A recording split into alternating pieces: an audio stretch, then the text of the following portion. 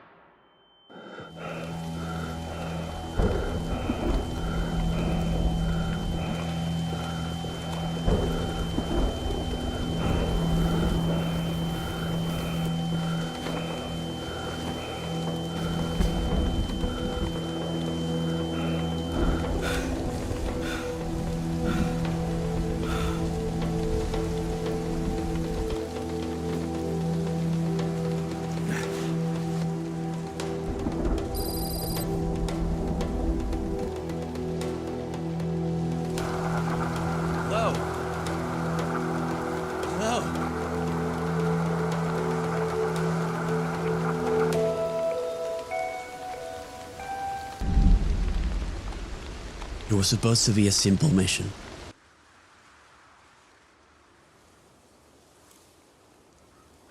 Most of my equipment was lost. I needed to get in contact with headquarters. Communications were down. I wouldn't be able to make it on foot. A radio tower was nearby. It was worth a shot. Gas mask broke with the fall. I would have to keep my distance from the hordes. The bandana wouldn't protect me against groups of infected. The only gun I didn't lose in the crash. Stealth was of paramount importance in this mission. Never forgetting the basics of a CQC. Secure your hold, and once they're off balance, finish them. First objective was to regain communications with headquarters. The radio tower wasn't far. Clock was ticking.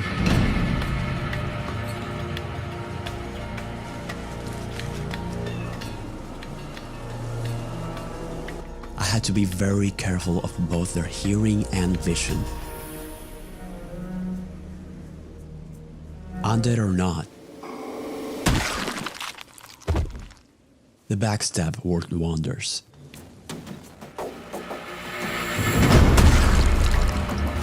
Other times, subtlety was required, like a phantom, the way of the ghost, knowing when to pick your battles.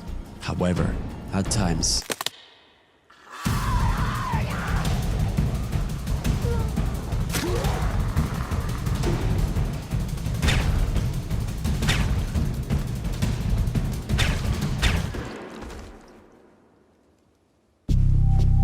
not losing your composure and keeping calm is key in a survival situation.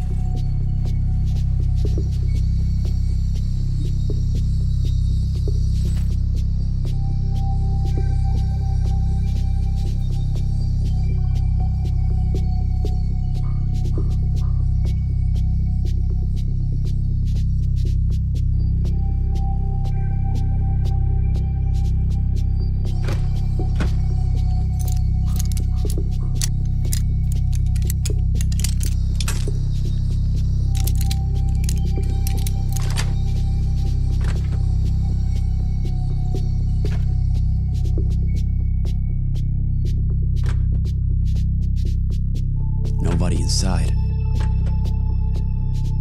Time to fix this.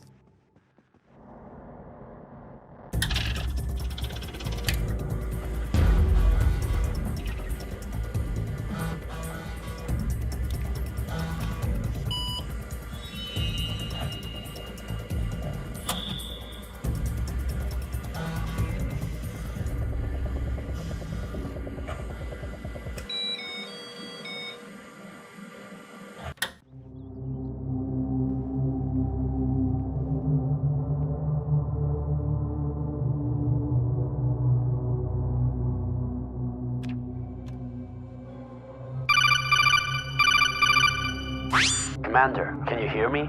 Loud and clear. What happened? We expected an update hours ago. The weather was worse than expected.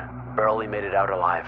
My gas mask is gone, alongside my weapons. Have you been exposed to the virus? No, I followed the protocol and made sure to avoid direct contact with the infected. Understood. We will arrange an airdrop with the gear you need near your location. ETA is 0800 hours. Be ready and check your GPS.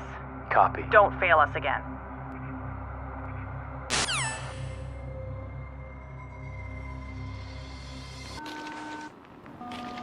The GPS battery was dead.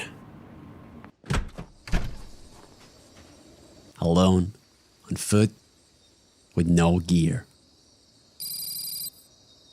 I checked the computer once again to see if there was any valuable intel. Found something. Some designs. I took a closer look. It was some type of metal product. These things are called displate. It's a metal poster that you can hang on your wall with magnets, tool-free. They're easy to hang, quality is great, and they officially partner with tons of brands like Fallout, Dungeons & Dragons, Lord of the Rings, and much more. Here's a few displays that I got. Everything comes in the box. You just place the sticker leaf, put the magnet, and hang your displate. You can swap between them easily. They're made in Europe, the shipping is fast, arrives between 4 and 5 business days, and are packaged super well. Be sure to check out their new product, Display Textra. It's a new option that adds tactile textures and 3D contours as a premium print finish to displays. And from now on, you can also get in L sizes. This option is for a limited amount of designs, but they're constantly adding more. Lastly, Displate is currently celebrating Collectors Fest. It's an event where you can find new time-limited artworks from different brands and artists. This also means higher discounts. Using my link in the description or my code, you can get 32% off for 1 to 2 displays and 37% off for 3 or more. This offer is limited, so make sure to act fast. If I wanted to stay alive and have a chance of completing this mission, I needed a car. With it, I'd be able to charge the GPS and be ready to catch the airdrop on time. First, I had to get away from the forest and find the road. This meant more risk, less cover, becoming more vulnerable. I had to avoid the groups of infected, watch their patterns, their rhythm, and find a moment to sneak past unnoticed. Unfortunately, I underestimated their senses.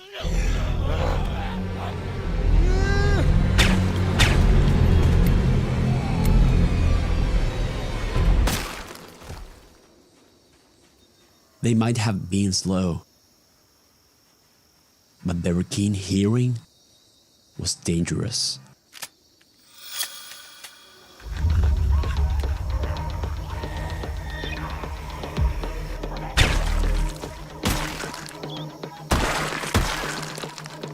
I pressed on, blending in with the environment.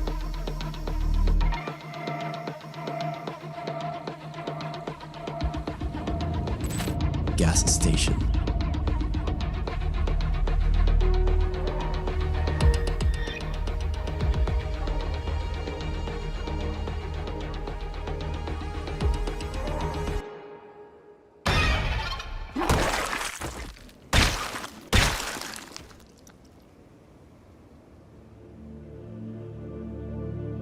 Found it.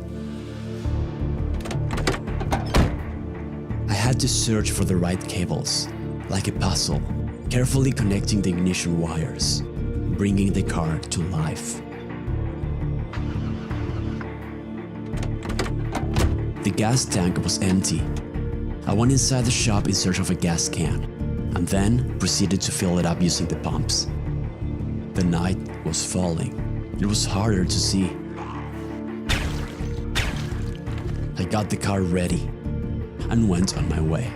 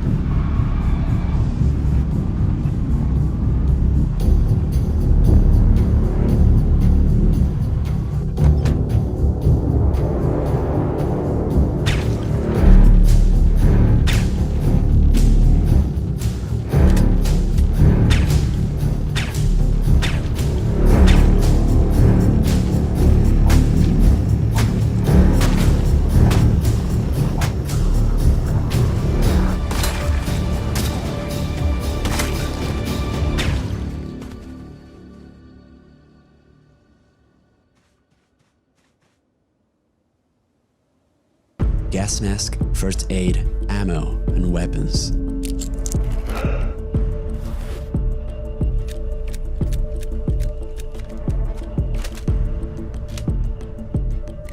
I set up the assault rifle with a recoil pad, a silencer, and a red dot scope. The sniper rifle with a magnified scope and silencer.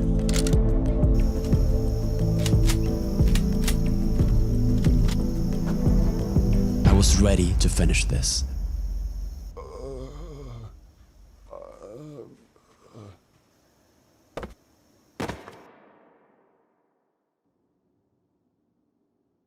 I was in shock. I found one of the missing agents. He was alive, breathing, without a gas mask, for weeks. Immune to the airborne strain. They left him, without a rescue. There was something that we weren't being told.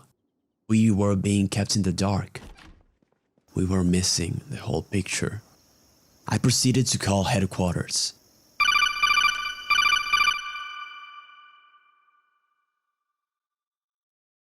That call changed me. I wasn't prepared to do what I was ordered.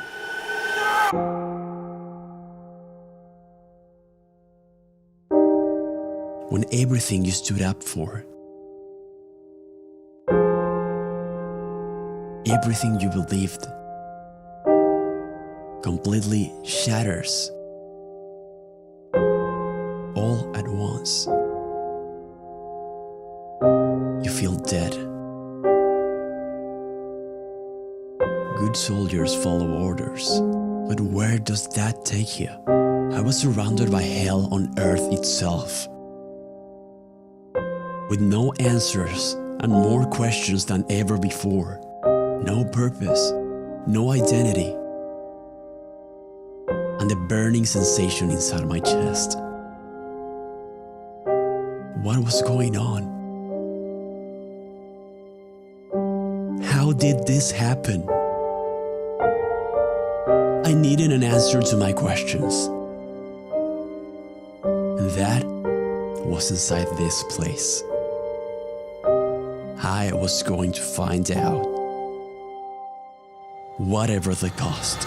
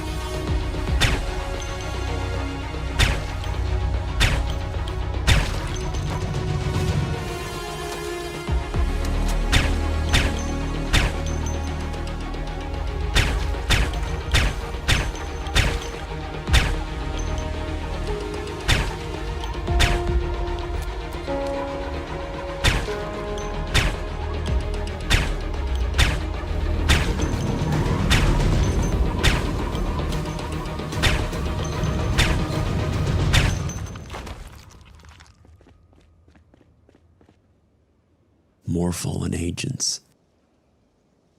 Their death won't be in vain.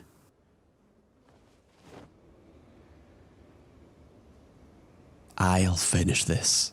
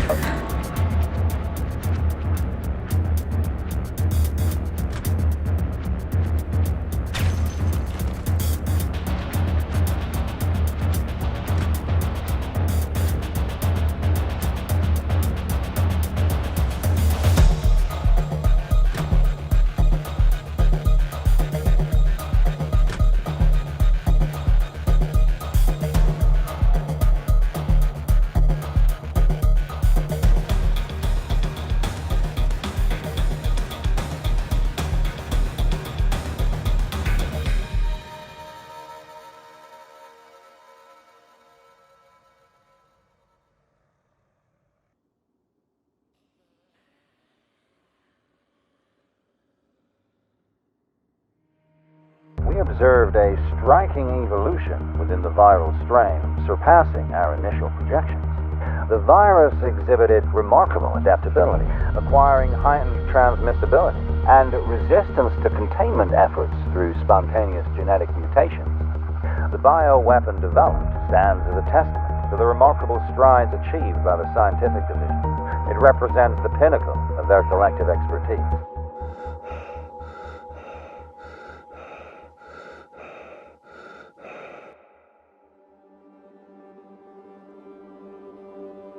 The trust I once held was shattered. I thought I knew my purpose, my path, but now it was all blurred, twisted. Power is an enigma.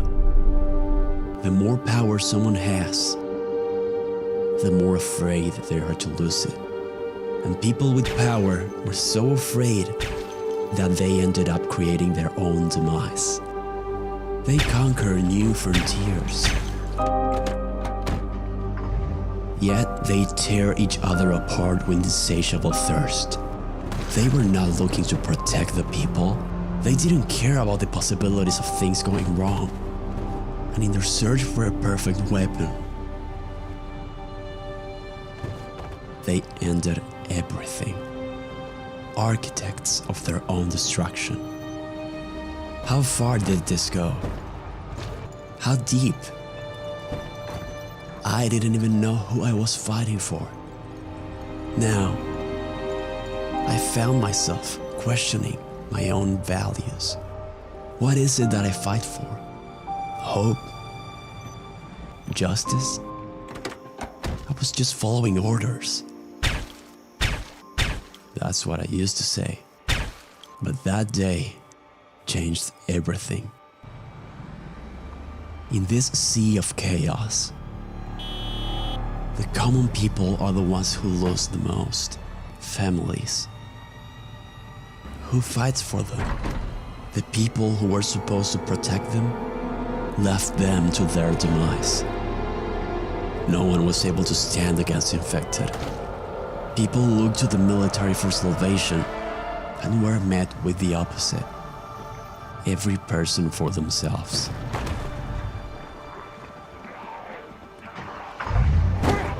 How striking it was. Seeing the aftermath of society's downfall up close. At that moment, I asked myself, what does truly matter? What am I fighting for? The only answer I could give myself was truth. The truth needed to come out. And I had it in my own hands. People deserved to know. And for that, I needed to get out of there alive.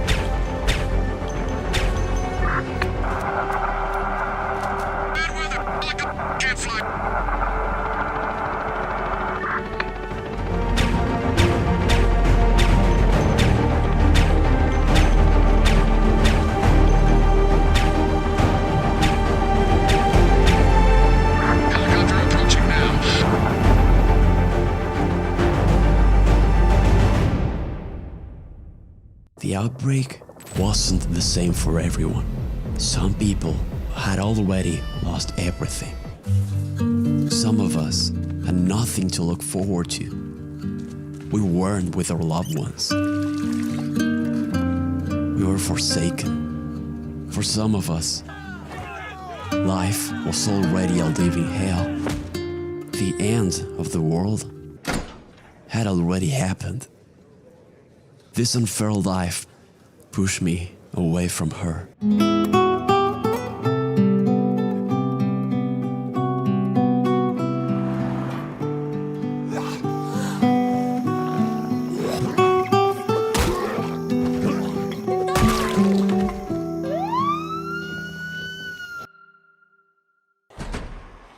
I don't know how long I slept for, but all I could hear was the screeching and howling. To this day, I don't know how it happened, but what I do know is that every single one of them was dead and walking. I couldn't wrap my head around it. The prisoners, the guards, everyone, pounding the doors, launching themselves on top of one another. That cell was the only thing keeping me alive, but not for long.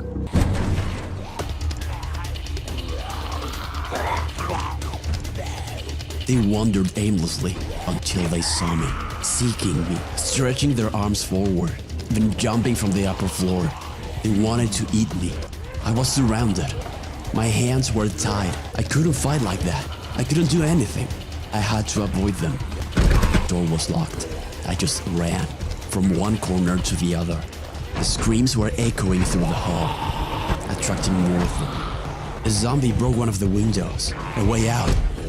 I baited him away from it and then jumped through. I wondered, were there any survivors left? Or was the whole facility overrun by this curse? This sickness? Everywhere I turned, more of them appeared. I started to give in to the horror, the panic, losing track of where I was. Should I keep going or go back? Left or right? I was helpless. I couldn't put up a fight. First, I needed to get rid of the handcuffs. Keys. Finally free. I grabbed what I could before they caught up to me.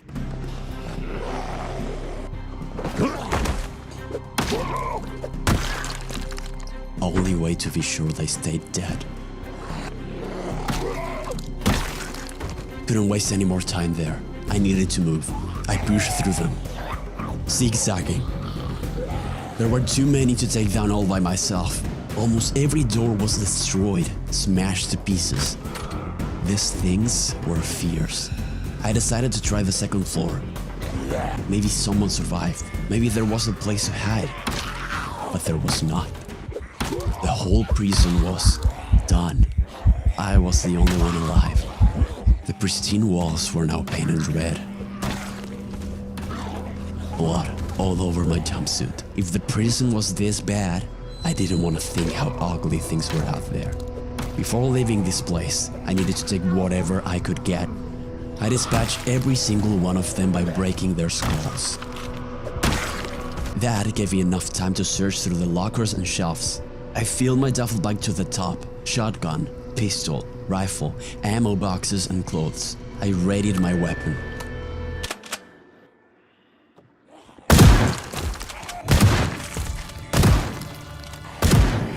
They were closing in. The gunshots agitated them, made them angry, crazy. I had nowhere to go. The horde was out of control. I had to jump.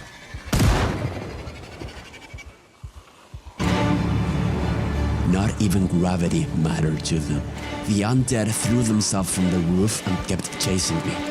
Their blood was flying all over. Where did all these people come from? I just kept shooting. Rain was getting worse.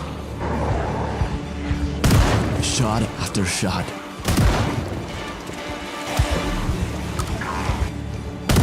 I had my back against the wall. I needed to get away from them. Got inside a car. It was a risky move, but I had no choice. I tried to hardwire the car. could hear them approaching. One, then two more, then a dozen, slamming their bodies against the doors and windows.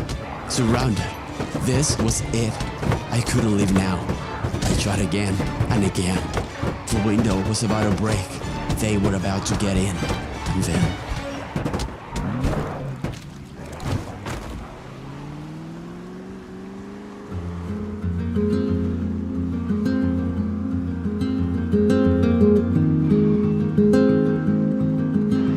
they were everywhere. Every corner. Every street. Every shop. I was losing hope. I needed to find her.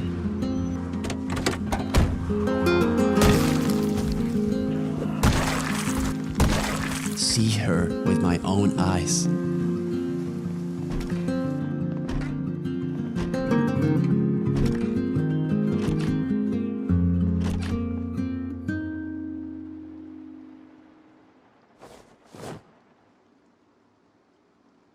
I'm going to my dad's place. I hope you're safe.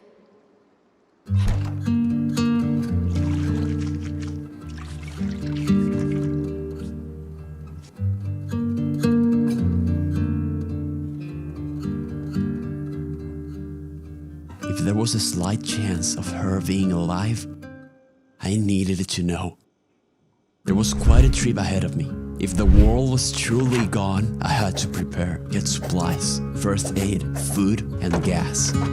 I put my things on the back of the car. First, I hit Roseville Medical. Had to put down a few of them. Door was locked. Went around the back quietly. But no luck. Had to destroy the window and get inside. Grab disinfectant, beta blockers, cotton balls, painkillers, everything that I could find. Then I hit the market.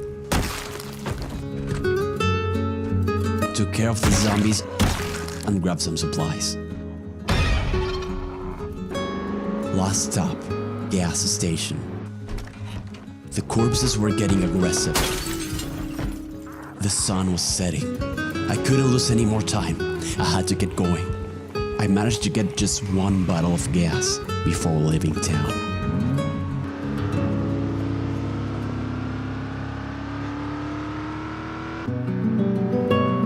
The darkness surrounded me. I could only see a few meters ahead of me. My hands were shaking. My body was shutting down. I couldn't deal with it. It felt like I was about to pass out. I was barely able to turn my car to take the curves on the road. I wasn't sure if I was going to make it. It was risky. The undead started to get up on the road. My windshield broke. And then...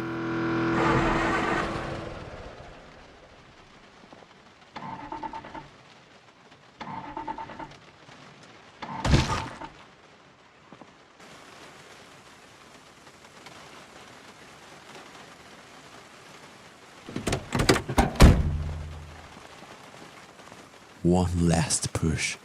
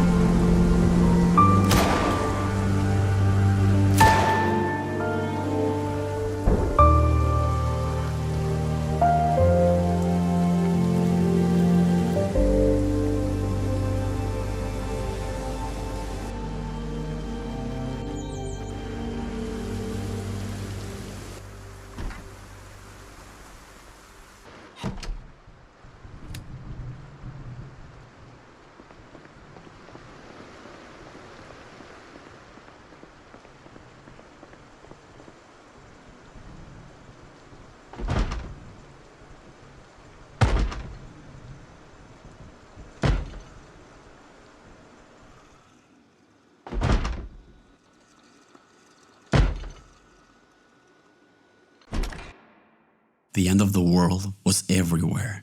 Even the city of Raven Creek had fallen. The only safe place were the rooftops, jumping one building to another. Because in the streets,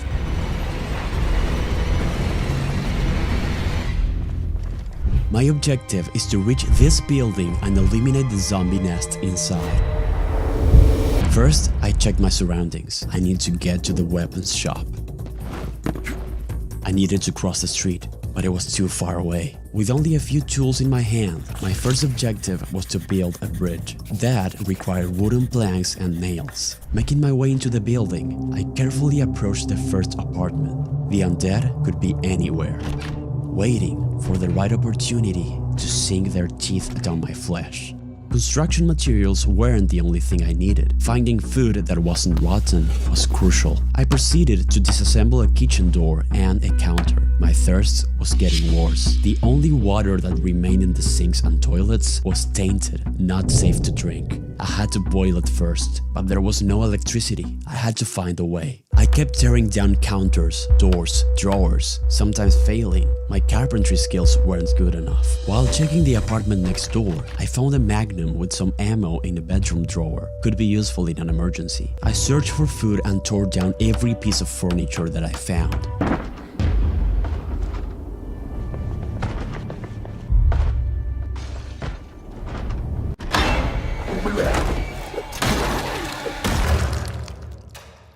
I was reckless, made too much noise, had to be more careful. By using a rag and some planks, I was able to craft a campfire kit, which could be ignited with a notched plank. I filled a cooking pot with a little tainted water that lingered inside the sinks, set up a campfire upstairs, and there it was, warmth. Armed. I rested.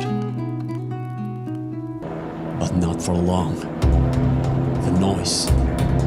I quickly went inside and down the stairs. The undead were going crazy. It was a disaster.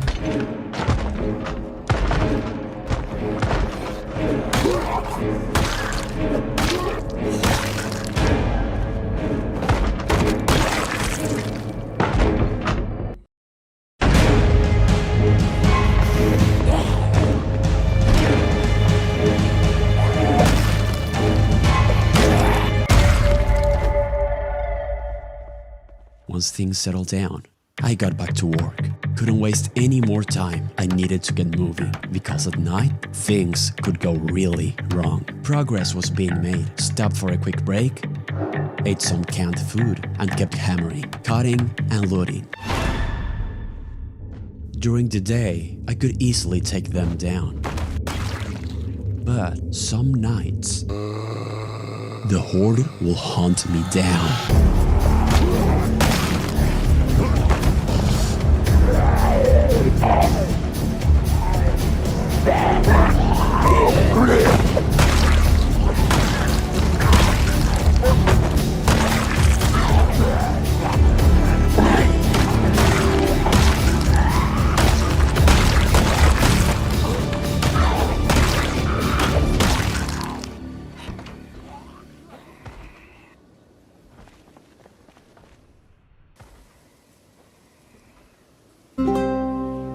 I dropped down and contemplated at all the rotten corpses laying on the roof. Some undead lingered between the apartment floors, waiting for their next victim.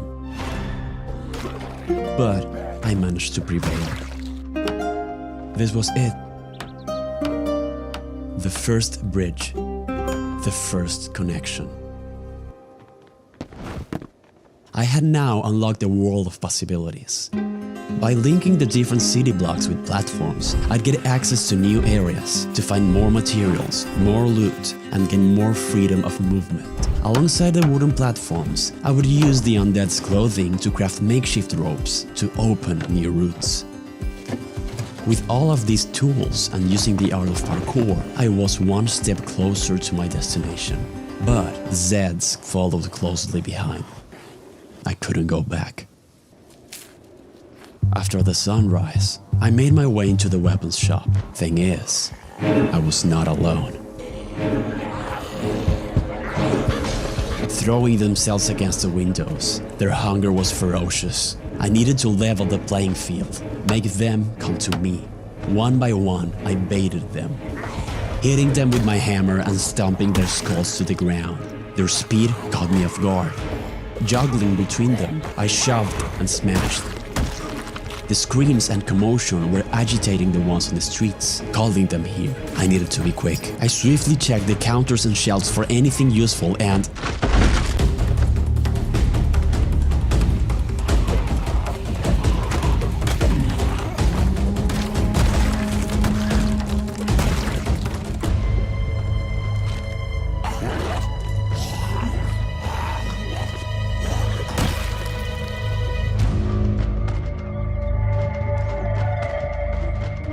carefully went downstairs.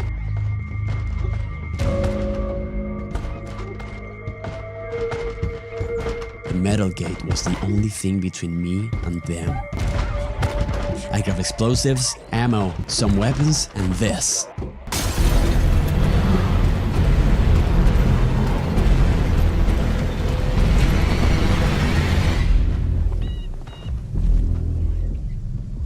A close call. It all could have ended right there. But I finally got everything I needed. Paraglider, weapons, and explosives. With this, I'll be able to blow the zombie nest to pieces. Now, it was time to put this to the test.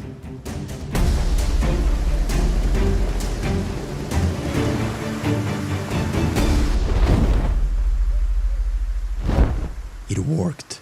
The paraglider worked. This was the next level, opening up even more possibilities of movement, freedom. I was no longer limited by heights. Now, I could move freely up on these rooftops. My hunger and thirst were killing me. I had to bring a few things I left behind. The undead wouldn't let me catch a break. As the day came to an end, I set up camp in the new rooftops that I now conquer, surrounded by the pitch black darkness. Progress was exponential. Having access to new buildings, new apartments, and more materials, I kept on building new connections. Going up and down a roof to another, using everything at my disposal. I was actually going to do this.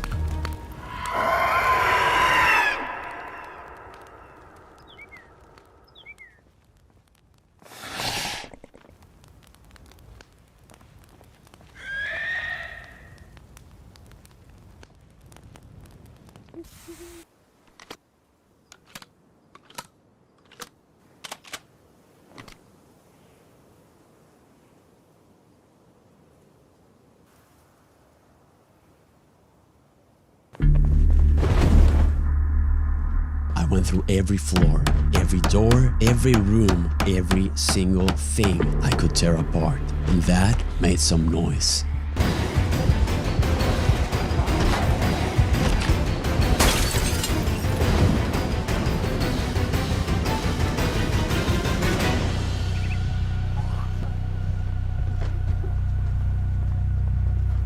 Again, reckless. I had to pay with my blood. Next time, I didn't want to find out.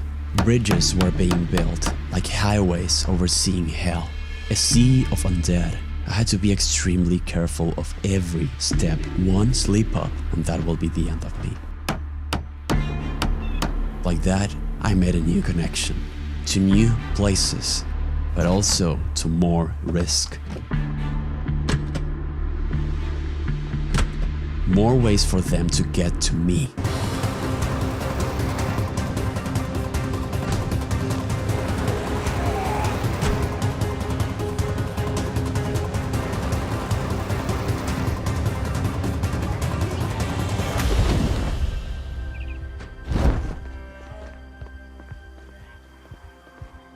That was almost it.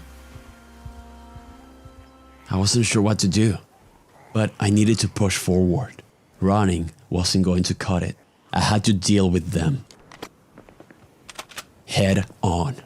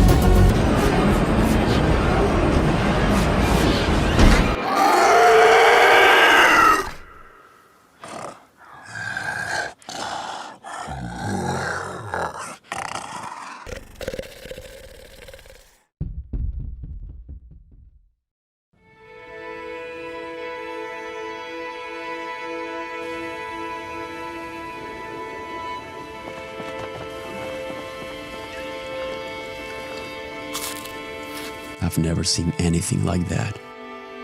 Never been that close to them. Evolution is a scary thing, but they weren't the only ones who changed. With every jump I made, I was defying death. With every bridge, I was going places I wasn't supposed to. With every step, I was risking it all. But that was the way I chose to live. And I wasn't going to let them decide when to end me. No matter how many they were or how fast they ran, I was determined to see this to its end. I was going to get this done.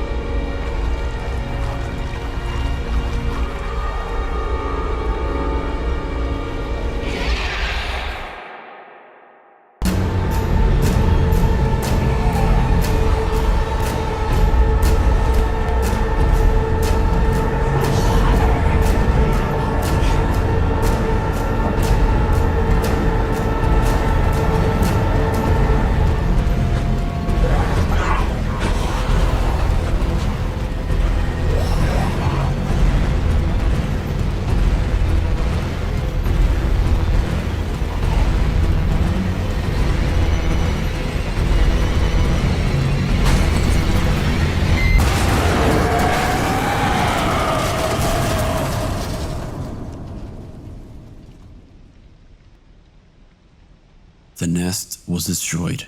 But how far would the virus go? This is a world 20 years later after the outbreak. The infected have evolved. Society has fallen. Nature is everywhere. Even the air can kill you. This is Aiden, the survivor. He's on his way to Riverside, looking for closure. And this is his story.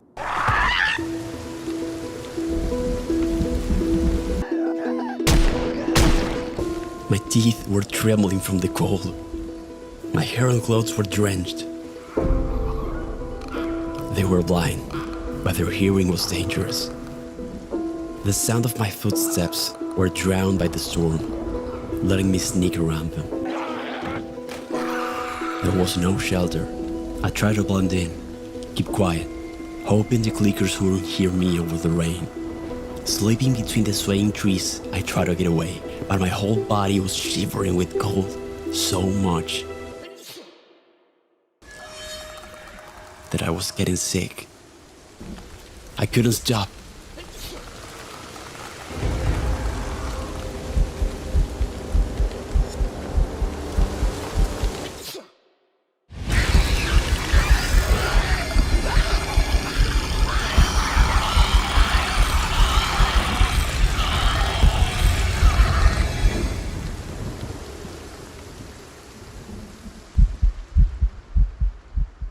Grabbed some tissues from my backpack.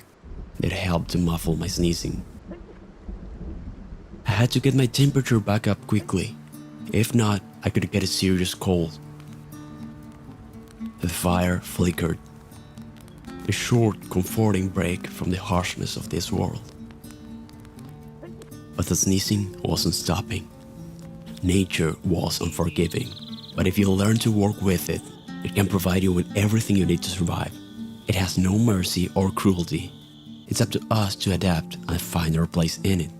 After eating some medicinal herbs, the symptoms slowly faded away. I returned to the shelter guided by my lantern.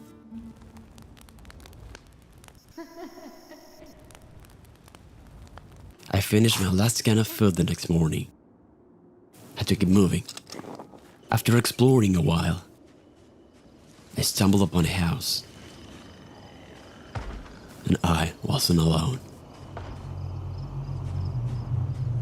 Slowly, I got closer, looking over my shoulder. As quiet as possible. No one in the kitchen. The living room. An infected bat. Damn. Checked the fridge and cabinets. Most of the food was rotten. If the clickers wouldn't get me, starvation would. No time to lose. Rest of the house had nothing of use, but no place would be left unseen. Not even the car wrecks. Looked inside every trunk, every single seat, even the glove box. Most cars were of no use. It will be a rare occurrence to find one in good condition. Not even mentioning a suitable road to drive them through. This world was deceitful. Sometimes beautifully quiet. But other times, one after the other, like a snowball effect. Their echolocation was their strength. More and more they came.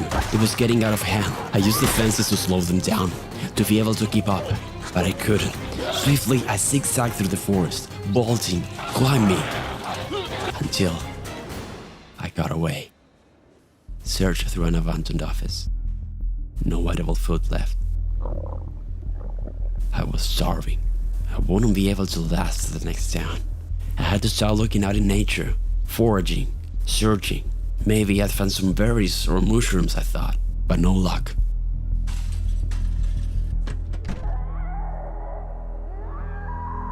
Those screams were full of pain and rage. This wasn't our world anymore. I checked the cupboards and cabinets. Besides the frying pan and the cleaver, I found a few cans of food. Starvation wouldn't get me, not that day. Drank a can of soda, filled my bottles with the remaining water, and finished loading the house. Holding my breath. Didn't find much, but I was more preoccupied with not making a sound. Quietly, slowly peeking through each single window.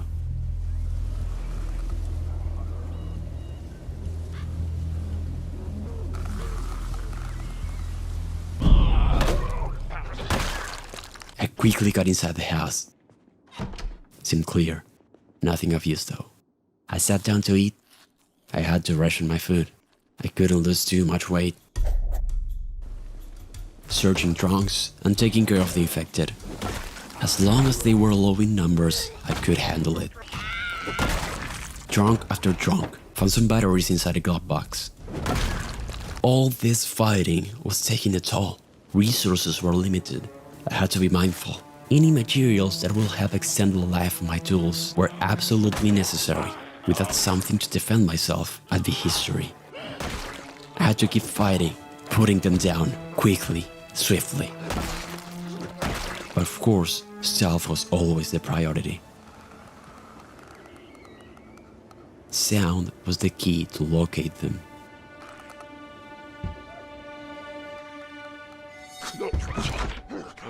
Damn beasts. I went around the back. Seemed clear. Checked the cabinet and found the gun case, with the rifle and ammunition inside it. This was really useful. Checked everything was in place and loaded it up.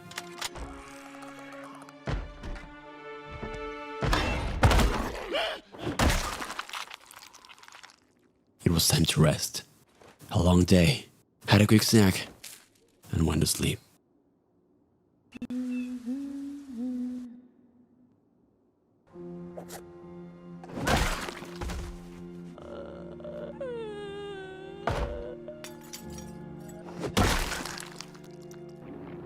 couldn't stop hearing that noise.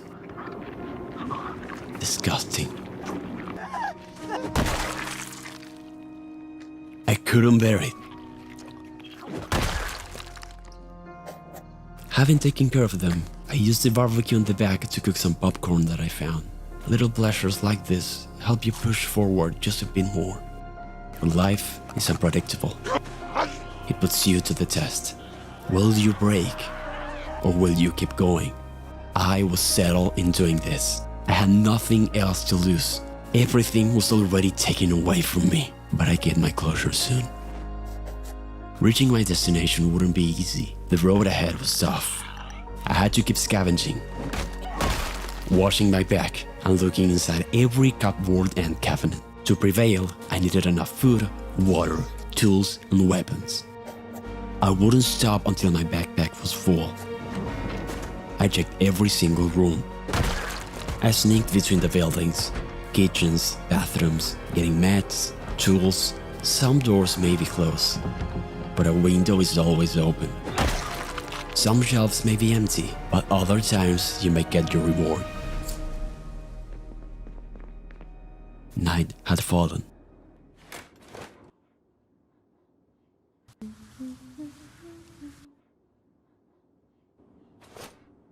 There was one last place to visit before leaving town for good. I was well fed, but I needed to be well equipped, armed properly. The police station. I had to get in. After disposing of some infected officers, I grabbed a nightstick and a bulletproof vest. Protection. Front entrance was clear. Went inside. Found a pistol and a holster. Good. Took a good look through the building. Most of it was empty or had useless stuff, except for one place. The storeroom. Locked. I had to get in. I looked through the place, locker after locker, in search for a key. But no luck. I had to bring that door down myself. And for that, I needed something better than my baseball bat. It was good for smashing skulls, but not so much for destroying that door. And where would I get something for that? The fire station. But it wouldn't be an easy task. Not in the slightest. There were so many infected inside. They didn't stop coming. It was insane. I had to lure them away from there. Got out of control quick. Turn around corners, stay quiet, and stay still. That way, I could bring them down. One by one. Little by little, divide and conquer. Without hesitation, they wouldn't stop me. It was time to get in.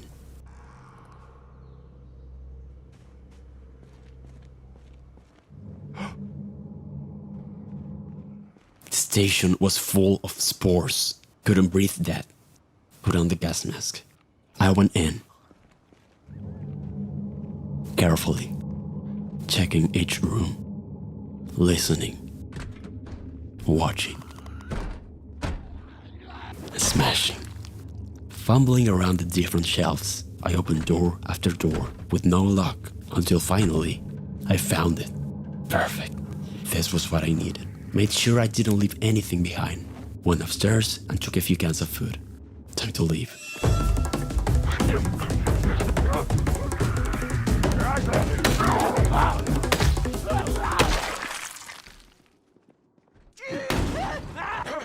I was in.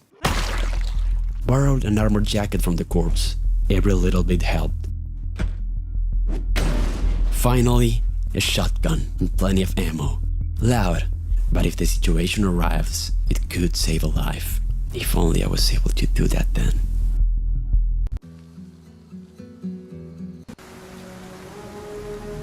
I left town, facing the challenge, fighting, using cover, moving cleverly, with my mind set on finishing this. Each step had to be carefully calculated. If not, things could turn upside down in a blink of an eye. But I prevailed. My will was stronger. I couldn't leave this world yet. I wished I could rewind time, set things right, but the cards were dealt. My destiny was settled, and I wouldn't back down. No matter the danger, the wound may never heal. I will make sure that no one else will have to endure the same fate as her.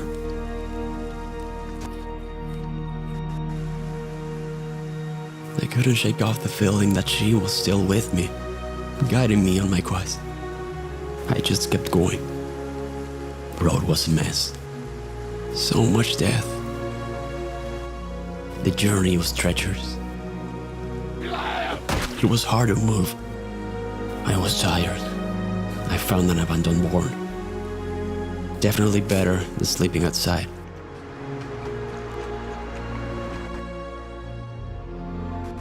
Couldn't be caught off guard. Eyes on the path, walking through endless fields.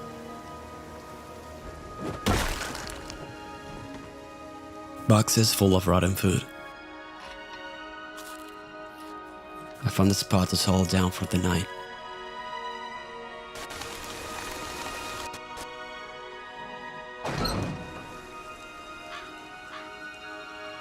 It was an eerie feeling. Not knowing where the clickers were was horrifying. It was like they were all around me. I moved cautiously. The fog lifted, finally revealing the road ahead. A sense of relief. A bar.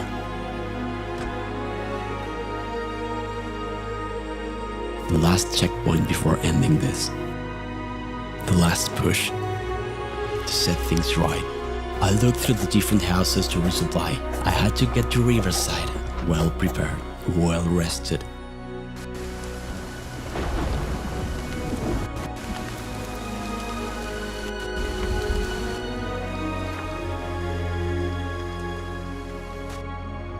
I was ready to leave, but on my way out, I heard something.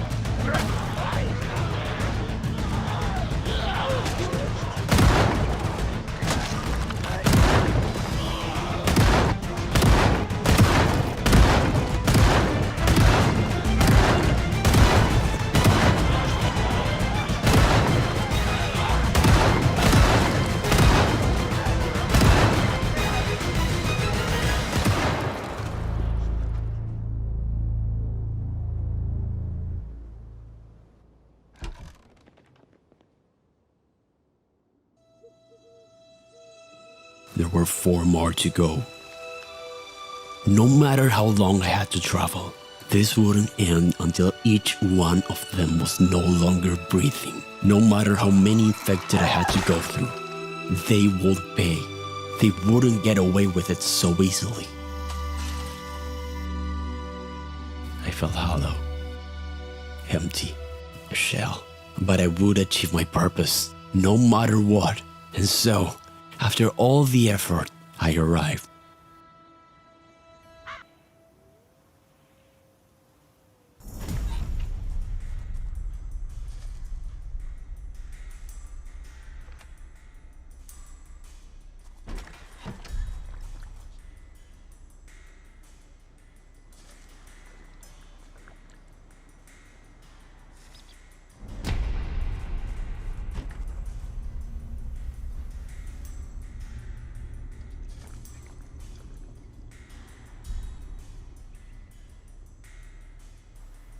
one shot at this. I needed a plan. And I had it. Savoring the last moments before the kill. This wasn't justice. It was too late for that.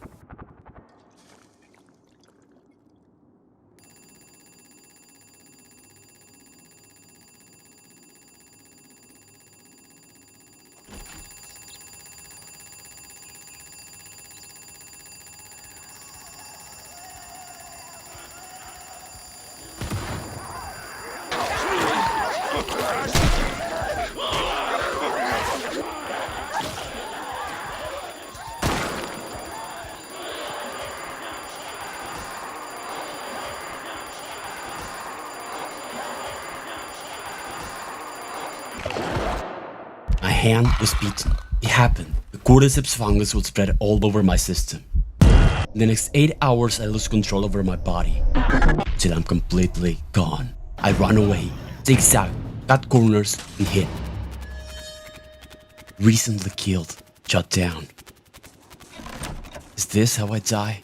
I could lie down into an eternal sleep. Or I could make a difference in this broken world. I had to move quickly. I had no other option. It was this or let them win.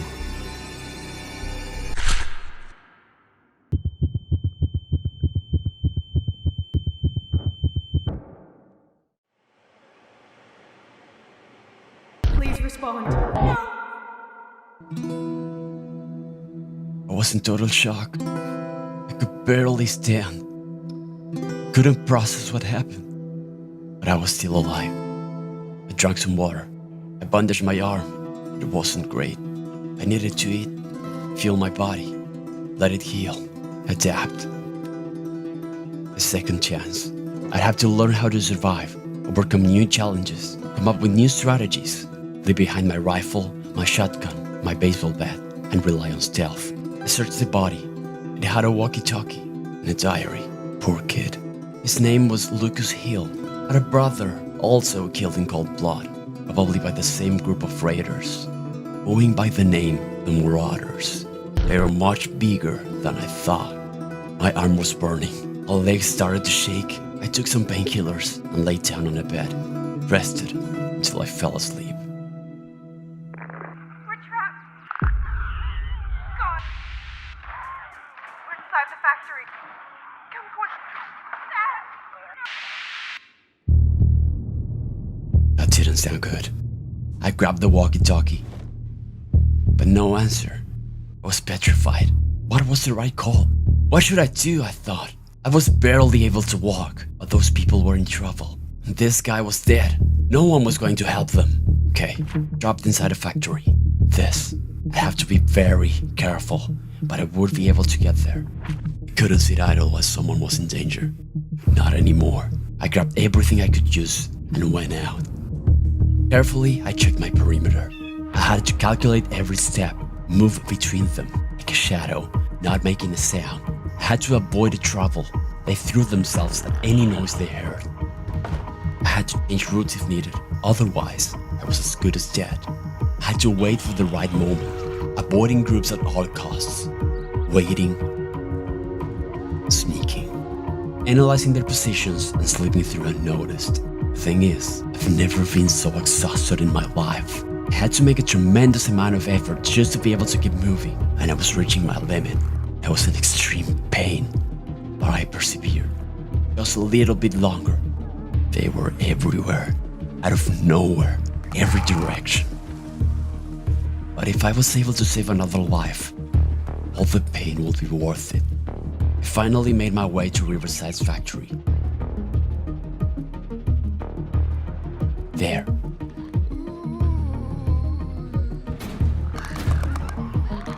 Too many of them. I had to lure them away, clear the entrance.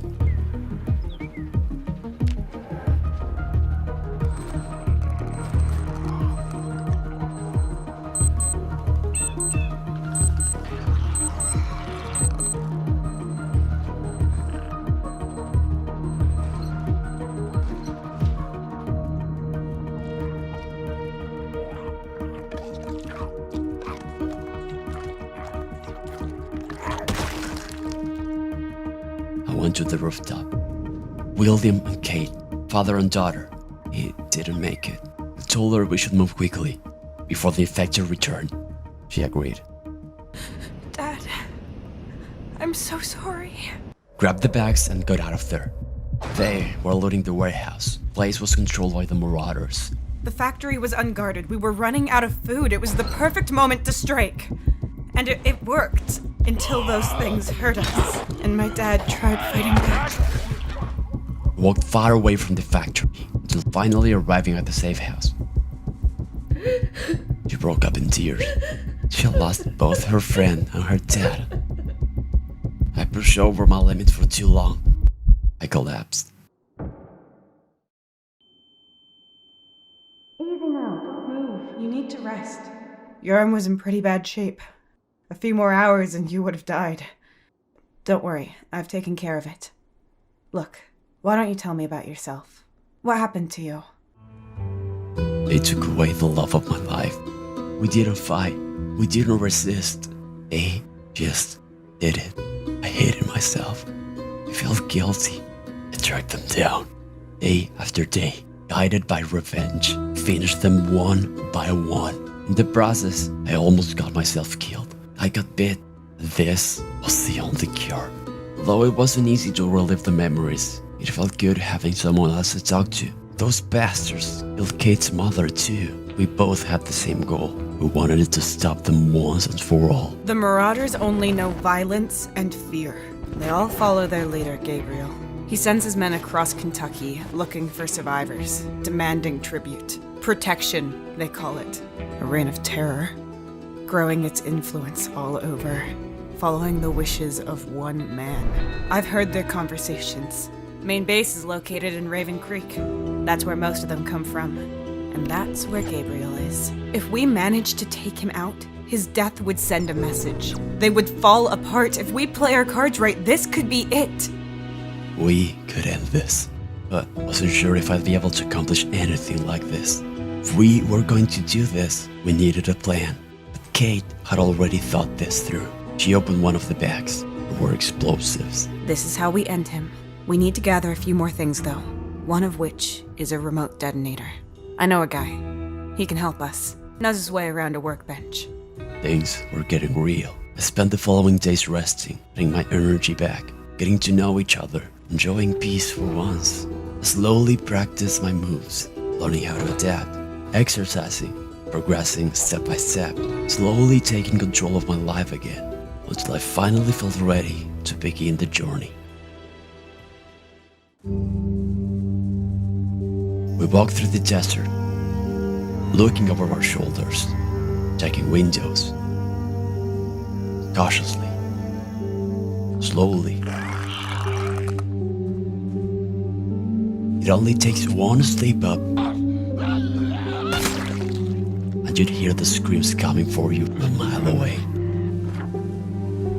Without losing track of our path, we kept going, using cover. We had to avoid the infected and humans alike. Sometimes, fighting was inevitable, but this time I wasn't alone. We had each other. She knew how to fight. Leaving the desert behind, we ran between the trees. We had to take turns to sleep.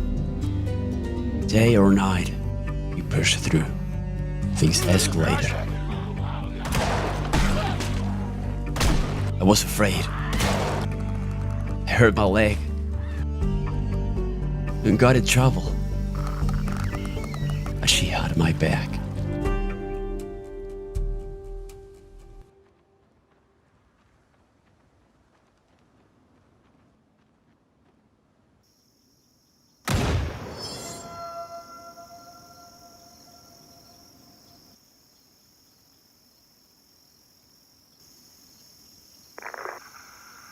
It's me. Open the gate.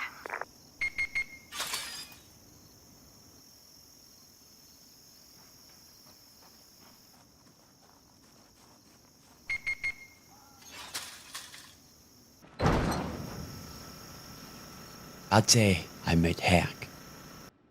I was amazed by his craftsmanship. The guy was a madman. Hard worker.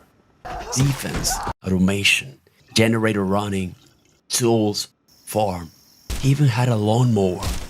He was living in his own world.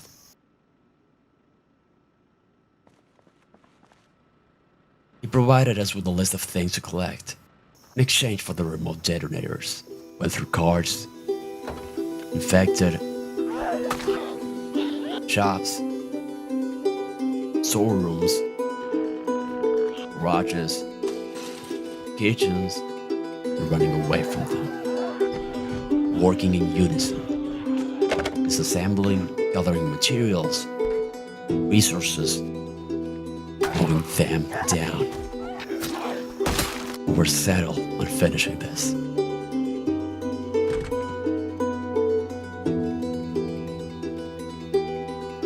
Finally got everything we needed.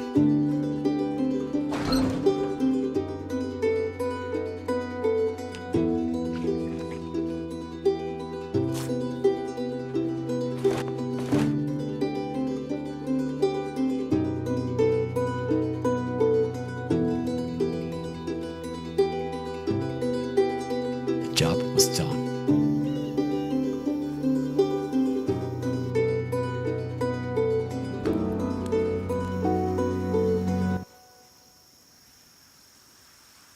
We arrived.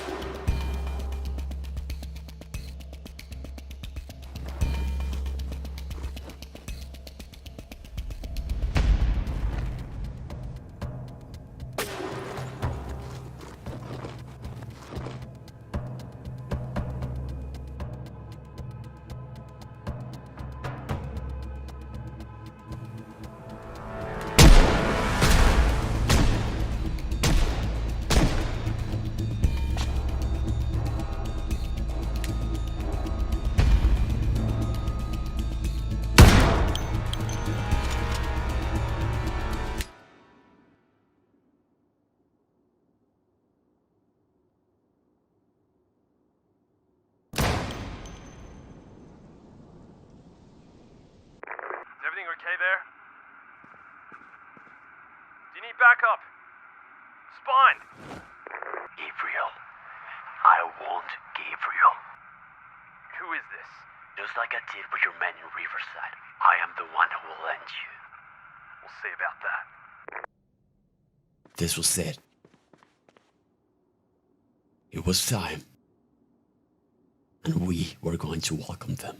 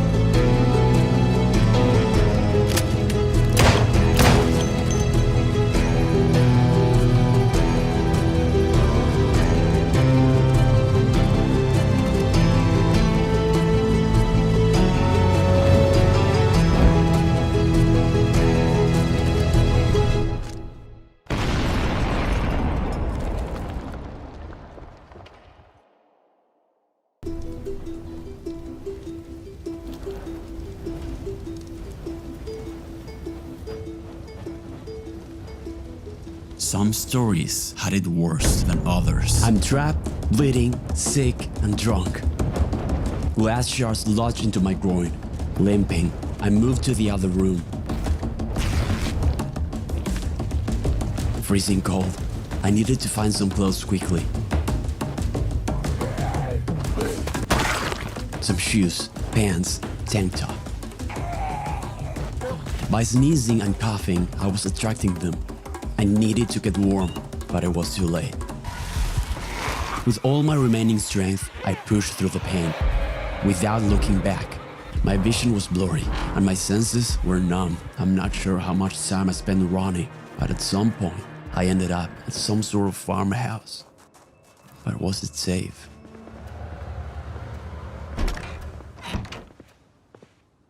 I had to be extra careful. I couldn't take any chances like this. It was a miracle to be alive. My wound was critical. I had to take care of that first. The sickness wasn't making things easier though. Every single thing, no matter how small, made a difference. Only 2 cans of food, not enough. I managed to escape a burning building, but if I wanted to actually have a chance at surviving, I had to cure my injury and my sickness. I checked the bathroom, sewing kit and tweezers. Perfect. I proceeded to take care of my wound. First, remove the glass from my body. Then, carefully stitch the area. It wasn't great, but it was better than nothing. Found some jeans in pretty good condition. The holes in my clothes weren't helping against the fierce cold. This could actually be a good home base. It was isolated, but I couldn't stay still. I needed food, to be well fed, and have good enough clothing to endure the cold. Nothing of use. Check the other side. Barn was empty, and it started to rain. Not good. Things couldn't get any worse, I thought. I was already sick, so I just kept pushing. And that was a mistake. I tried to loot a small cabin in the woods. They were onto me. Tried to stand my ground, shoving the rotten corpses and crushing their skulls. I took what I could. After grabbing some more clothing, I got inside the house. Found a couple cans of food, small steps, but still, it was a risky encounter. I was vulnerable. I needed weapons. Before returning to the farmhouse, I checked the warehouse nearby, looking for anything that I could use. But once again, by coughing and sneezing, I attracted them. From every angle. Visibility was low. Their numbers were growing.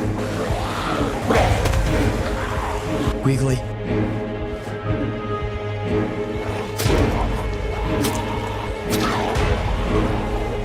It was pointless. I didn't stand a chance. Between the pouring rain and the freezing cold, my whole body was trembling. I moved between the trees until finally arriving home.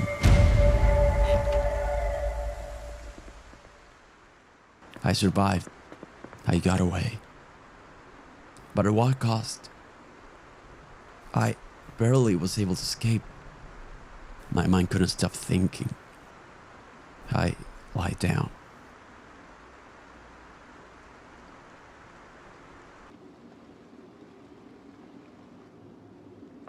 This goal was going to be the death of me. My priority was healing. To stop the coughing and sneezing. To get rid of the sickness. To do that, I needed enough food to rest and stay inside, but I didn't have enough. However, rushing and being careless would be even worse. Going out into the pitch black was not an option. I decided to wait until sunrise, thought it was the right call. But they don't care about your plans. They do not wait. They take what they want whenever they desire.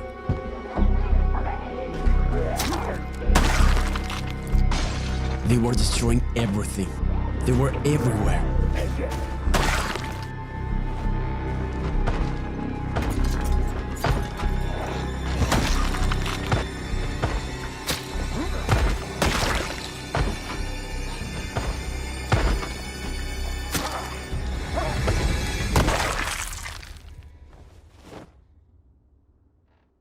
This was a reminder. Nowhere was safe. I had to move.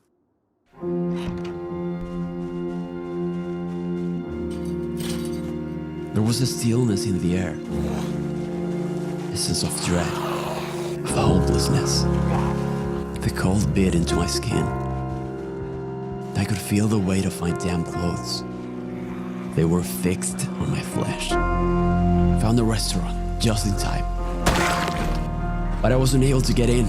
I thought it was all over. They were unyielding. I got in a car. I searched for a key. Nothing. No luck at all. I had to keep going by foot. I was devastated. I was in dire need of any kind of weapon. I rummaged around the metal shelves and wooden boxes, desperate.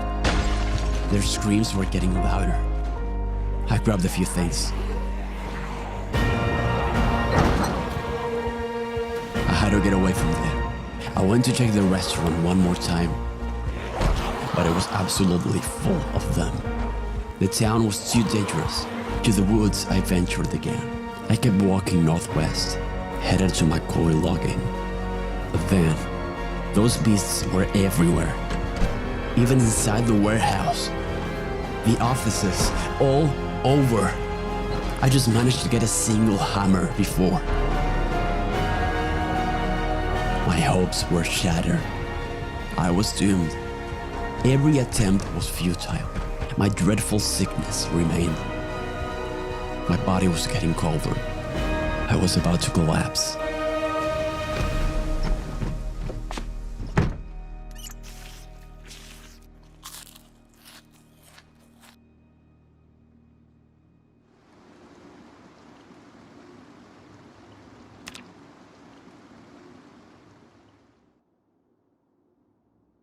My coughing was killing me. I had no food with me. I was going to die. I was surrounded by the black void. Just a beam of light. That was all I could see. Darkness. There was nothing here. I had to take one last shot. All or nothing. I've headed straight into the fourth places, and if I die fighting, so be it.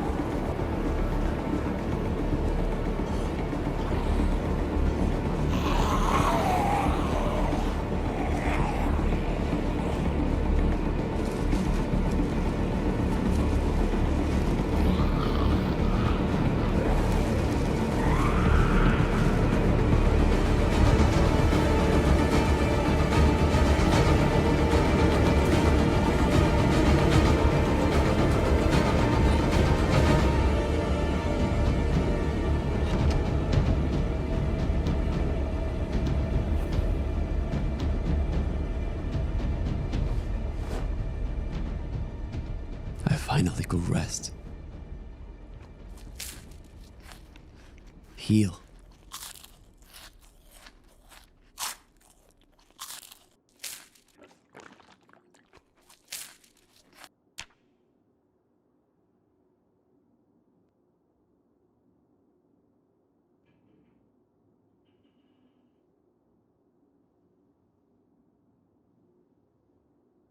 Relief. In this world of death and despair, the small victories like this are what matter, what drives us forward, what helps us wake up, keep going, to want to see the next day. Adversity is a great teacher, and what could be worse than being away from everything? No towns, no buildings, no safe place. What if it was only you and your wits against everything, starting with nothing? This is Willie, and this is his story. Day 1. Almost got it by the first second I took him down, head after head. Something didn't feel right. My foot, it was bleeding. I had no shoes. I ripped some zombies' clothes, used them to bandage my wound. Seemed quiet for a moment. Enjoy the breath of fresh air. There was no time to lose. I needed food. Destiny smiled for once. I will wheel my way onto success branch by branch, ripping the possessions of my fallen enemies. I won't use anything worn by the undead. I had to make my own socks, pants, shirts, and clothes. I had to prevail. I made a hammer. I didn't need no civilization. All I needed was here. There, everywhere. This wasn't just twine. These were my shoes. I made them. Shoes. Water. I couldn't drink this water. I needed to boil it first. I went, found a stone. Now I had no stone, but a knife. And my axe. This will serve me. Time to put it to good use. I made bowls, 2 of them. Bowls are good to put things inside them. With a few more things, I managed to create my own makeshift saw. But I was starting to feel dizzy from dehydration. I needed one thing, the only exception to the no-loot rule, a lighter. To be able to boil water, I needed to light a fire. There's no other way to do this but with a lighter or some matches. I went back to camp, filled the bowls with water, moved the corpses away just in case, and then fire. This made it feel like home. I put the bowls of water to boil on the campfire. Finally, I had a drink, and then went to sleep. On day 2, I began my morning with a fresh shower, but I was hungry. I went out in search for food. Finally, I had everything I needed to make my own backpack. I moved all of my things into the bag and kept going. Found a log on the floor. I used my saw to cut it down and made this. The club was good. More of them appeared. I tried hitting them. They didn't want to go down, but neither did I. My body was starting to fail me, but Mother Nature had me covered. Ginseng gave me exactly what I needed. Endurance. I ate a few and felt like a new man. I landed a few hits, ran away. They were growing in number. Rapidly. I fought. They were tough. They persevered. Remarkable. Truly. Once I dropped them far enough from home, I started running back as quickly as I could, beneath the trees, the bushes, the flowers, and the branches. Faster. Faster. No time to rest. Finally, home. Not a single soul on sight. I was free for a moment. At peace. I was alive. But I needed weapons. I couldn't defend myself properly with what I had. I needed more. I made a spear and a combat rod. After arming myself, I decided to lay down and organize everything that I've gathered. Progress. Another night came by. The forest is a scary place when you can see a few meters away from you. This will hinder my ability to forage, but it wouldn't stop me. I followed through the fog, found some food, and then... beautiful. I went on to collect everything I saw. My skills were improving, but out of nowhere, blood. My neck was bleeding out. I seemed to cut myself with... a rock? What? I took some sheets and bandaged the wound. I was in pain. But again, nature had my back.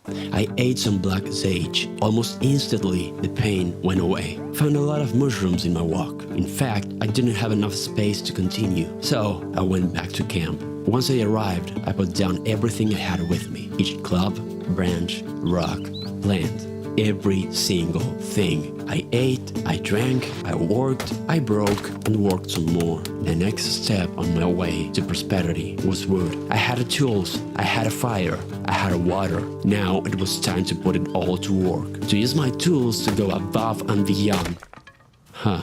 To go above and beyond, I needed more, multiple, quantity. I lit up the campfire once again. Good progress was being made. On day 4, I needed to level up my carpentry skill to be able to build a safe place for myself. So, on my way I went, cutting and breaking and breaking and breaking again. Each and every axe I left behind, every single log I saw was one step closer to prosperity. Never stopping, always on my toes, constantly looking out, replenishing my resources, even under the rain. For every club and spear I made, my home was closer to reality. I kept pushing, no matter the consequences. A laceration, I bandaged my hand. My other wounds, fully healed. I returned back to camp, just grabbed some balls and... fire, pain. My right thigh was severely burned. As quickly as possible, I cleaned the zone and bandaged it. How? How could this happen?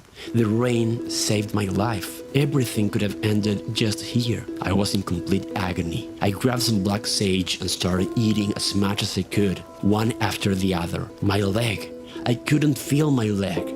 I could barely walk. I drank some water and ate as much as I could to fill my body with energy to heal properly. But the pain was so intense that I couldn't sleep. I ate almost all the remaining black sage until the pain was bearable enough to lay down. Day 5. The whole place was flooded, corpses lying under the rainfall. I was still in pain. I changed my bandages, drank some water, and ate the last mushrooms I had. There was no choice. With all my strength, I went into the woods, carrying my body as I could, pushing through the mud and the pain. I needed to find something to eat, dragging myself through the never-ending puddles of water. Suddenly, I heard it. I pulled my spear. My legs were shaking. I stabbed it. My arms were weak. I pushed. Finally, I brought it down and landed the finishing blow. I was vulnerable.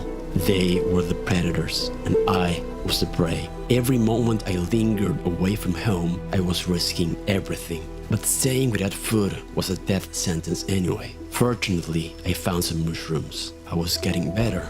Finally, I returned back to camp and kept on working. Tree after tree, log made into planks, I was starting to get the hang of it. New ideas were flowing through my mind. I was ready to start the foundation. With the carpentry knowledge I gathered, I made wooden nails out of some logs. I made a makeshift screwdriver, even a wooden chest armor. Little by little, I was turning into a new man, no longer defenseless. It was time to build my new home, the perfect spot. One by one, I started laying down the bones, each and every single thing, from the nails to the hammer in my hand. They were a part of me. I had a connection. The day flew away. I couldn't go to sleep. The burns kept me awake. I ran out of wild sage to eat. I made a torch, tried going out to see if I could find some medicine, but the darkness overwhelmed me. I stitched some new bandages for my wounds. I was so tired that the pain didn't even matter anymore. I fell asleep. Day 6. My veer was getting longer. First thing in the morning, getting some medicine. Found a few plants. Things were going good. Death is persistent, but I had no plans of losing. Spent the whole day collecting and gathering everything I needed. The next day, I created a mortar and a pestle, which I used to make plantain poultice. This will help me accelerate the healing process. Next thing I made, a fabric roll. Using a makeshift needle, I finally wore my own pair of pants. I didn't stop there though. I crafted a shirt and finally a nice tunic. This was an important step. They weren't just clothes, it was a statement, it was proof, belief. I was capable of withstanding adversity. Even my leg was getting better, my movement was coming back. I had some breakfast and prepared the fire. Funnily enough, I was getting a bit too hot with my newly created clothes. I put down the tunic and went on my daily foraging run. Before the end of the day, I crafted the second backpack to use it in future runs. On day 8, my leg was fully healed. That day, I felt unstoppable. I brought down more than a dozen undead like it was nothing. Spent the rest of the day gathering and killing. On day 9, I resumed work at full speed, finished the foundation and the walls. On day 10, I put up the door. The place was taking shape. I stepped in. For the first time, I was surrounded by 4 walls. My walls. Laying down board by board, nail by nail. I was standing on grass no longer, a blank canvas to fill with anything I dreamed. I followed with the first pieces of furniture, a table with a pair of chairs, a few shelves, and proper storage. The next day was significant. I moved all of my things to my new home, a defining moment. I was a different person now. I had achieved peace, prosperity. I drank while watching the sunset, cleaned the blood and dirt of my body, leaving my past struggles behind.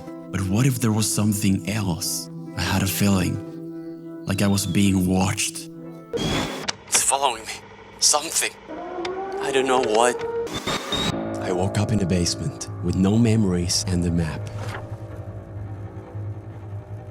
I went up.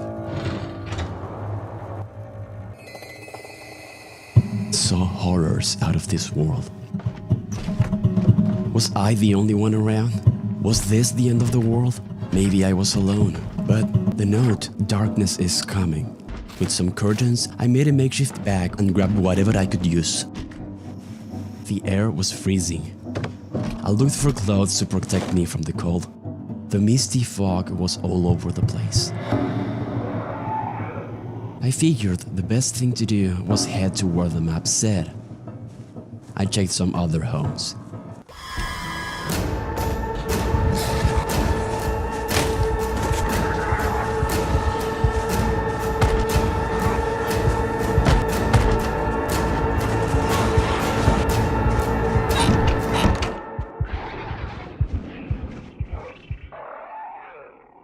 I was bleeding, cornered, and terrified. I couldn't understand any of this. What were those monsters? What was this message? I couldn't keep going like this. I wanted to leave, escape that place, run without looking back. I didn't want any part of this. I didn't give a damn about... Go back. I was bleeding, cornered, and terrified. Found a baseball bat and a revolver inside the bedroom drawer. If I stepped into the glass, they would hear me. Also cutting myself by going through the broken window. I didn't know how many of them were behind the door, but I needed to move.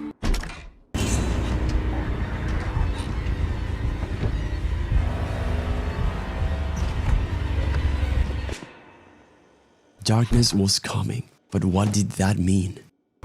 On the way, I dealt with a couple of the monsters using my baseball bat. Then I got inside another house, rigged some curtains to make a bandage, and took some more food with me.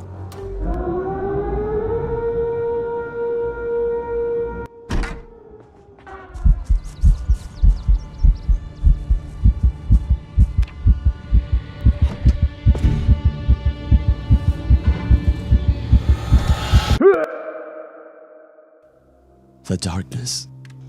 This was the darkness.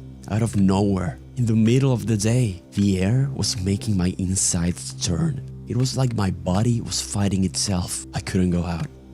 I decided to wait. I had no other options. Went to the bedroom and found a pistol with some ammo just before going to sleep. The darkness was gone. For the time being, at least. The cold was getting worse. Managed to get a bomber jacket in one of the houses. Still freezing. Snow started to fall, covering the grounds around me. I kept following the map until finally I arrived at the building.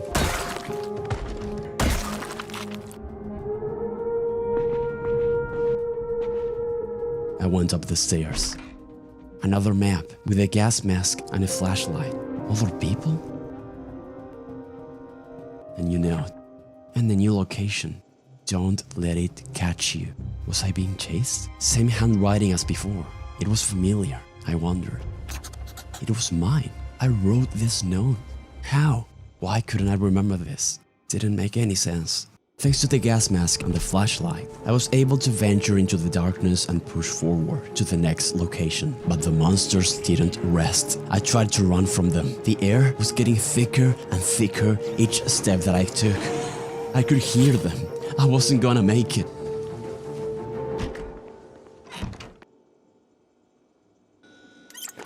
After the darkness was gone, I saw another map, alongside a key and the car. And you can't hide forever. I checked the trunk, camp materials, gas mask filters, and the backpack. I still couldn't understand what was going on. Where was this leading? No matter. At this point, I had a car. A way out. I was done chasing clues, getting told where to go. I was getting the hell out of there. Without looking back, I drove away. Camp materials, gas mask filters, and the backpack may come in handy. I got in the car and drove to the next location.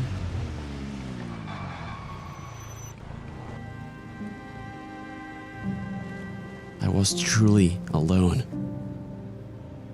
I wasn't sure where I was headed, but for some reason, I felt like this was the right way to go, to see a way out of this.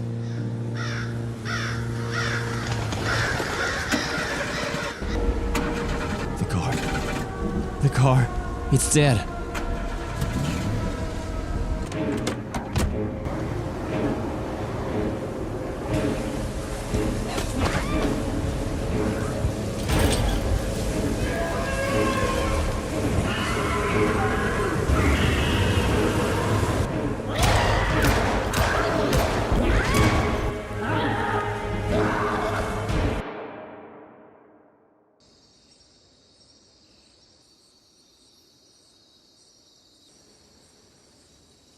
Darkness was gone. Not only it made the air unbreathable, but also rendered any vehicles unusable. Thanks to the camp materials, I was able to get some warmth and regain energy. After resting, I walked through the woods and then followed the road. Avoiding attention, sneaking. The monsters could come from any direction. Their noises and screams made my skin crawl. Sometimes it was quiet, an eerie silence. Not sure what I preferred. I kept on going forward until arriving at my destination, a military checkpoint. I went in. Monsters. But not a single soul. Everything was gone. Dead. I tried looking for the next node, but ended up stumbling upon a weapon cache instead. I armed myself and kept on exploring the place.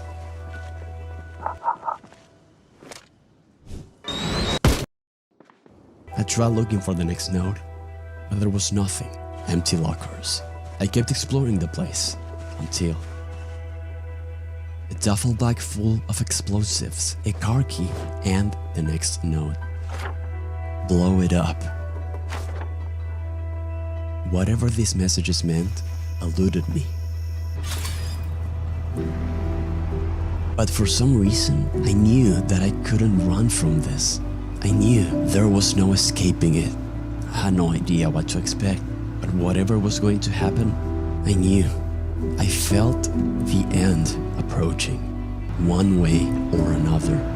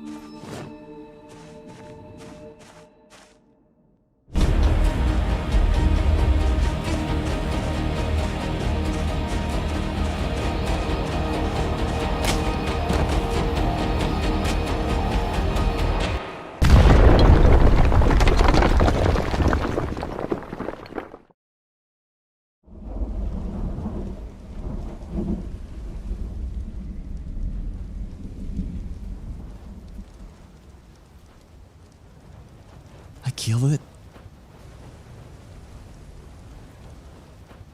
What if there was no real escape and they are everywhere? I was bleeding out. Door was locked. The noise was getting louder. Ventilation system. No way out. Just in time before...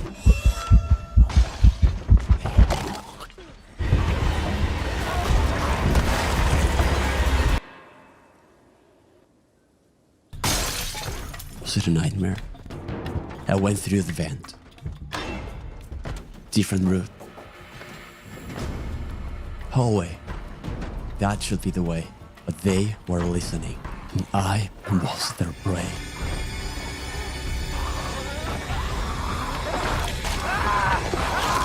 I didn't know what was happening. Was this all in my mind? Was this some kind of experiment? I carried on. Straight on. I pushed through them. I needed to get out. I kept going upstairs, and they followed. I opened the doors and met my end. One of many. They were relentless. I had to move swiftly. I tried to avoid fighting, but their teeth always found their way into my flesh. Different room. My mind was getting blurry. I could only feel pain, glass shards deep inside my feet. I kept exploring. This place was a maze, like an infinite, never-ending haze. I moved, not knowing what was in front of me. Should I go left or right? That room or the other? They were drawn to me. They wanted me. But why? Found an empty room. Got a few things from a desk. The radio. Silence. Only their moaning and screams echoed throughout the facility. Through the ventilation I went again. And somehow, they found their way. When I thought I was safe, they proved me wrong. Looking at their lifeless faces, I slipped away to another room. Stepping over pools of blood, I stared into the mess. Was I the only one different from them? What was I? Did anybody else escape? I couldn't stop thinking. Was I killing people? I wondered, and they didn't stop coming.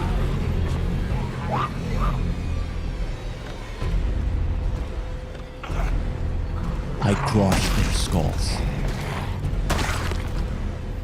took their stuff, and washed them, contemplated. What happened here? What was going on? All this stuff, who did it belong to? Is it even possible to end them? To stop them? Is it even worth fighting at all? Well, I didn't have much of a choice, did I? I wasn't going to sit idle and let them tear me apart. Not without putting up a fight.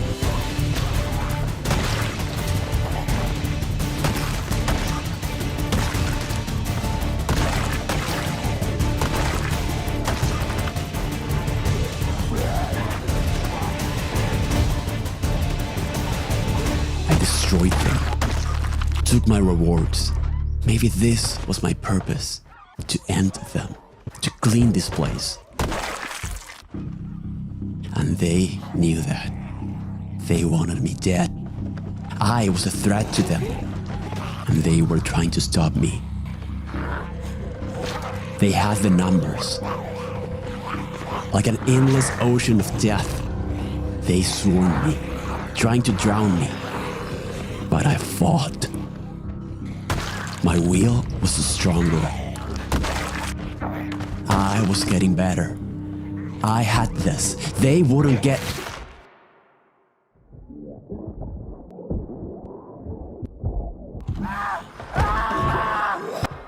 Each cycle taught me something. Each time I learned something new, I began to build a layout inside my head, a pattern.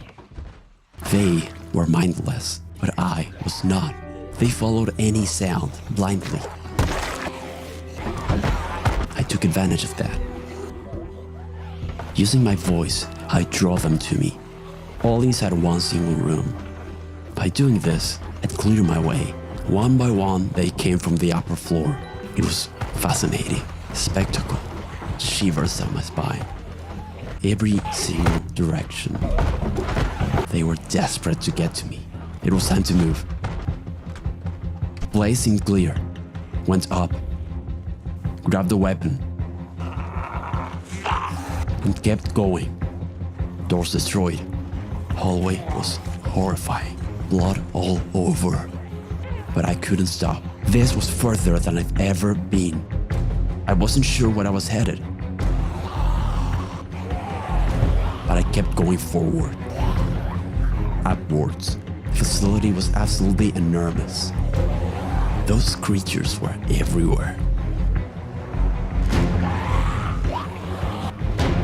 I was surrounded. I panicked. My heart was about to burst right out of my chest. Doors were locked. I tried to run. I tried to fight. Hitting, smashing. I gave my best. But it was too much. I was too tired, and they didn't stop.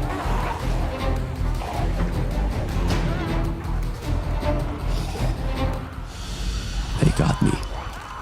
But now, I knew what to do, how to handle them, bait them, use them.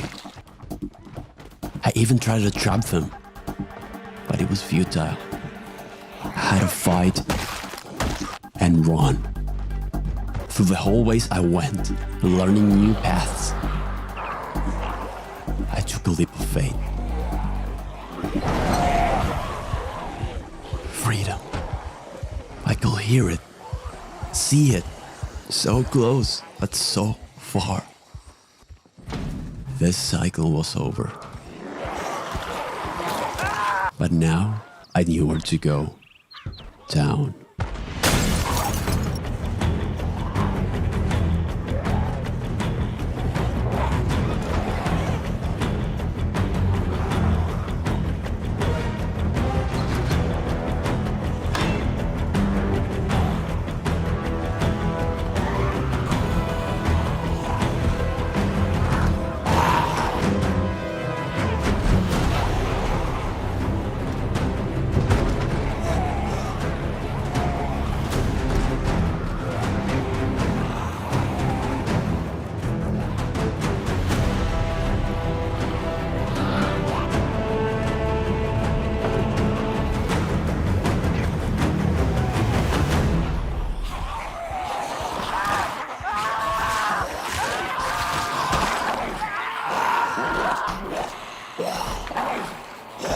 Defeat was not the end.